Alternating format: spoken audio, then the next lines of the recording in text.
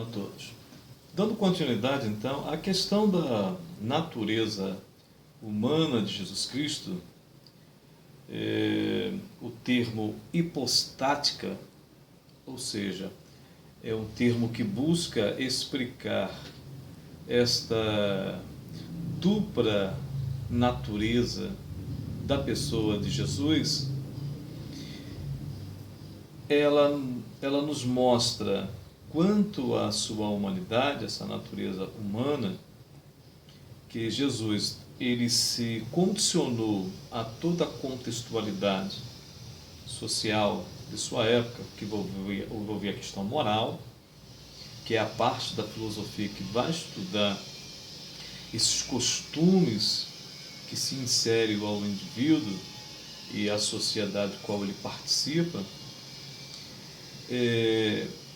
Então Jesus ele vai se condicionar a esse contexto social e também, como homem, ele vai passar por todo o processo fisiológico, todo o processo que envolve, por exemplo, uma criança no seu nascimento, no seu crescimento, no seu desenvolvimento. Nesse contexto, ele vai sentir fome, ele vai sentir sede, ele vai se sentir cansado, ele vai sentir sono, ele vai ser tentado como homem em todas as áreas que o indivíduo pode ser tentado, até mesmo na questão sexual. Psicologicamente ele vai ser também tentado, ou seja, nessa natureza humana que não se separa, por isso o termo hipostática, que busca explicar essa dupla natureza, elas estão juntas, mas não se fundem, não se misturam. Portanto, são totalmente distintas.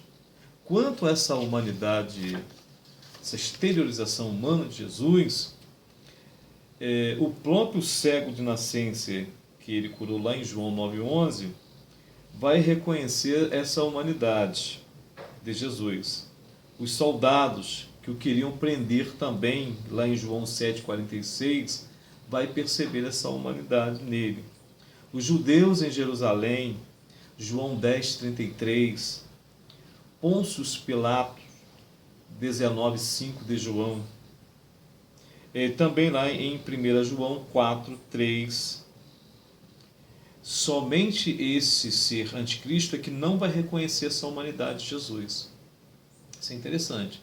Esse Jesus, dentro desses contextos, que curou o cego de nascença, que foi perseguido pelos judeus, né, pela parte da liderança judaica, principalmente os fariseus e escribas, e que percebiam que havia algo de extraordinário na pessoa de Jesus, percebeu que ele era homem também, né? E nesse contexto, como já tenho falado, Mateus 21,18, você vê que ele sente fome. Sono, Mateus 8, versículo 24, sede, João 19,28, cansaço, João 4,6. Ou seja, ele iniciava suas atividades cedo, Marcos 1,35, João 8,2. Ele trabalhava na sua obra até mesmo à noite, Lucas 6,12, João 3,2. Percorreu várias aldeias. Então, como um homem, ele teve que caminhar, entrar às aldeias, pregar a palavra do Pai, Mateus 9, versículo 35. E 1 Pedro 4,1 diz que ele sofreu na carne. Então, essa natureza humana que não se separa da natureza divina, ao mesmo tempo não se misturam, não se fundem. Naturalmente que isso é algo que é inexplicável ao indivíduo, à mente humana. Mas é assim que o Senhor ele se fez homem, esteve aqui entre nós, desta maneira, ou seja, uma natureza humana, uma divina, que estão juntas, mas que não se misturam, que não se fundem. Tá? Então, a questão da hipostática, ela vai tratar exatamente dessa situação, desse contexto, dessas duas naturezas, natureza dupla, mas que não se misturam, estão juntas, não se separam nunca, por isso que 100% homem, 100% Deus. Tá? Estão sempre juntas, mas não se misturam, não se separam, mas nunca estiveram fundidas, misturadas. Tá? Então, essa é a questão da hipostática. Tá bom? Então, com isso, o Senhor, ele é teotrópico. Teotrópico por quê? Vamos partir um pouquinho para a natureza divina. Então, teotrópico no sentido de Deus é Deus, aí antrópico, que é o homem, tá? O ser humano. Então, ele é Deus, mas possui duas naturezas, uma é divina, a outra é humana, estão sempre juntas, mas embora seja Deus, né, e elas estejam juntas, uma é humana e outra é divina. Tá? Então esse é um ponto que deve ser aí bem trabalhado nessa próxima lição da Escola Bíblica Dominical. Como eu havia dito anteriormente, no primeiro vídeo, a gente vai falar um pouquinho sobre os grupos que surgiram, e nós temos reflexos disso na atualidade,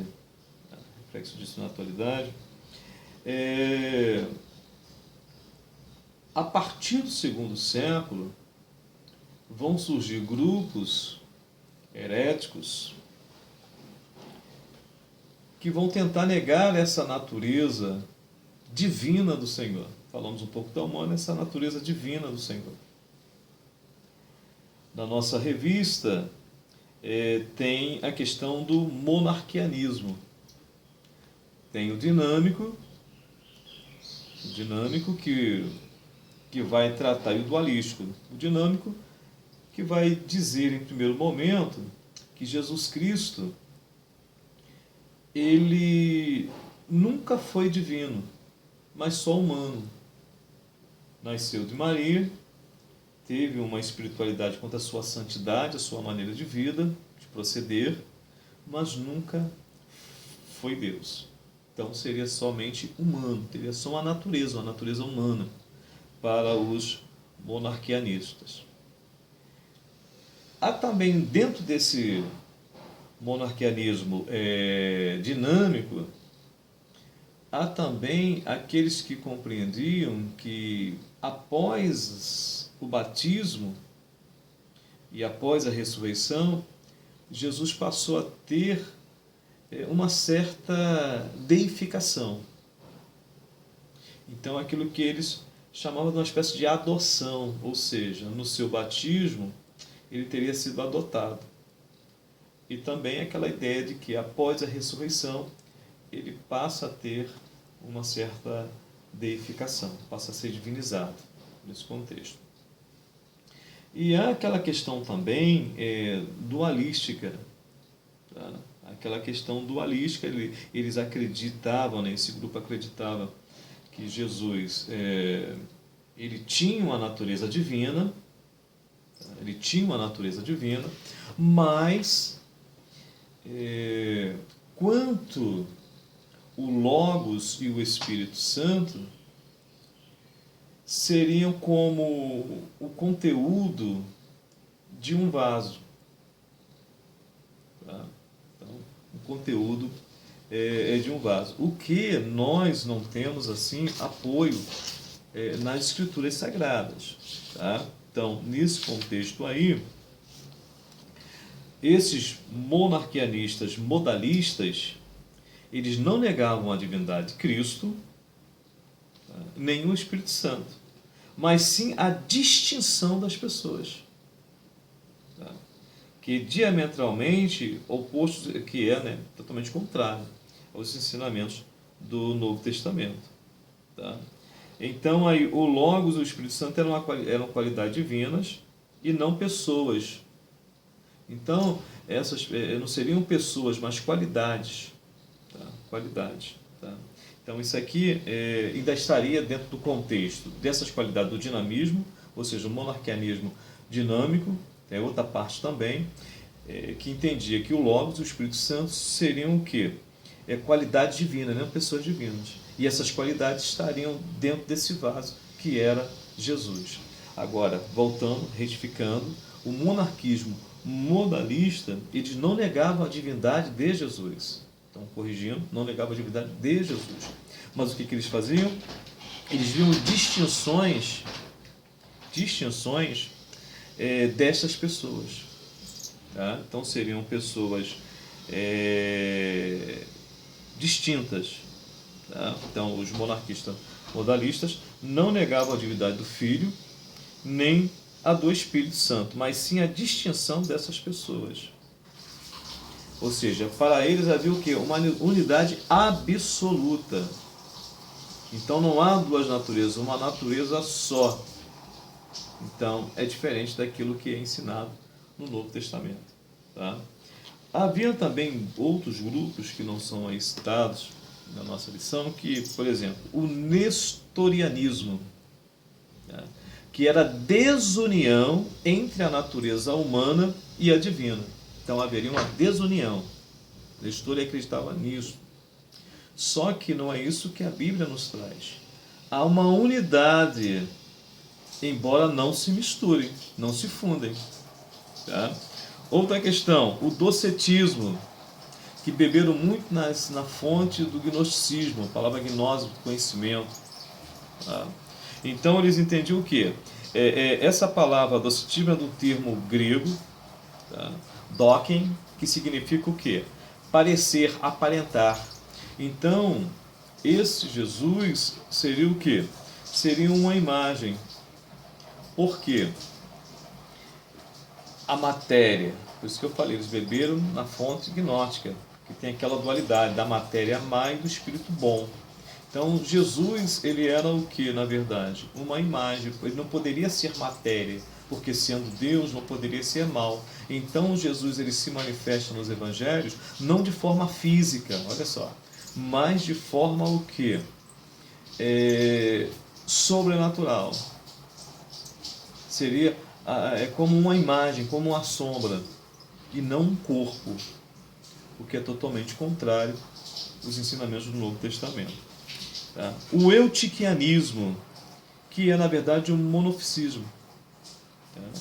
O monofisismo do quinto século, que vai ser combatido principalmente no concílio de Calcedônia em 451. Falei na aula passada, 4 concílios que são reconhecidos por nós, protestantes, que são aqueles concílios universais, não são os sínodos, concílios universais, que é o de Niceia, 325, Constantinopla I, 381, de Éfeso, 431 e Calcedônia, 451. Tá? Então são esses concílios que vão combater essas heresias. Tá bom? E o eutiquianismo, esse monofisismo, o que ele ensinava? Criado por Eutico, perdão, que foi um presbítero também ali no monastério em Constantinopla, acreditava que Jesus possuía apenas uma natureza, só que ela era mista, metade humana e metade divina. Então havia o quê? Uma mistura. E nesse contexto você tem uma humana e uma divina, o que as escrituras também não ensinam. Então esses são alguns grupos que surgiram a partir do século II e aqui até o século V, que procuraram o quê? Trazer um conteúdo sobre essas naturezas, a questão hipotática, exatamente contrária a que as escrituras ela nos orienta. Bom, então essa união hipostática ela foi sempre mal interpretada e conduzida por esses grupos aí. Tá? Então, esse apanhado aí sobre essa questão desses grupos é importante, e tem a questão de Niceia, que combateu muito e posteriormente fechou em Constantinopla, em 381, a questão de Ário, o arianismo. que tem alguma relação aí com esses outros grupos também, né, da profundidade das heresias que vão sendo construídas, vão sendo desenvolvidas através do século II.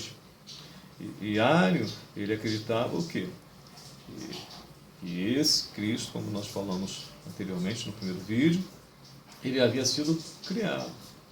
Então, a natureza criada pelo Eterno, um ser criado pelo Eterno. Tá? Então, nesse contexto, a gente pode compreender não só o arianismo, mas outros grupos que nós temos citado aqui, movimentos que estão bem próximos de nós na atualidade, na contemporaneidade, como, por exemplo, as Testemunhas de Jeová, que vão beber o quê? Charles Taze Russell e os seus seguidores vão beber exatamente nas fontes desses grupos, principalmente a questão do arianismo, que é a negação de Cristo como filho do Eterno, como filho do Eterno no sentido de sempre ter existido, mas uma criação do Eterno. Nós já temos visto que a palavra primogênito ela significa lugar de honra.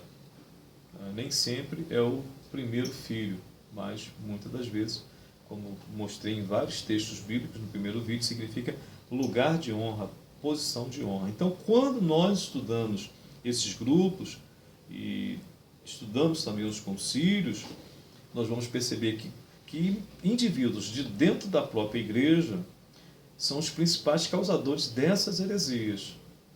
E quando você vê fundadores de seitas como a Testemunha de Jeová, você vai perceber que esses indivíduos também surgiram, o principal, o Charles Taze Russell, surgiu dentro do celeiro cristão evangélico protestante. Tá? Então a gente começa a entender de onde surgiu essas sementes malignas dentro do arraial do povo do Eterno. Então, essa lição, essa quarta lição aí sobre a pessoa do nosso Senhor Salvador Jesus Cristo é muito importante até mesmo quanto à questão apologética, da defesa aí da nossa fé. Tá? Que o Eterno nos abençoe e que possamos ter aí, agregando a outros estudos, uma boa aula de escola bíblica dominical nesse domingo. Que o Eterno vos abençoe em nome de Jesus.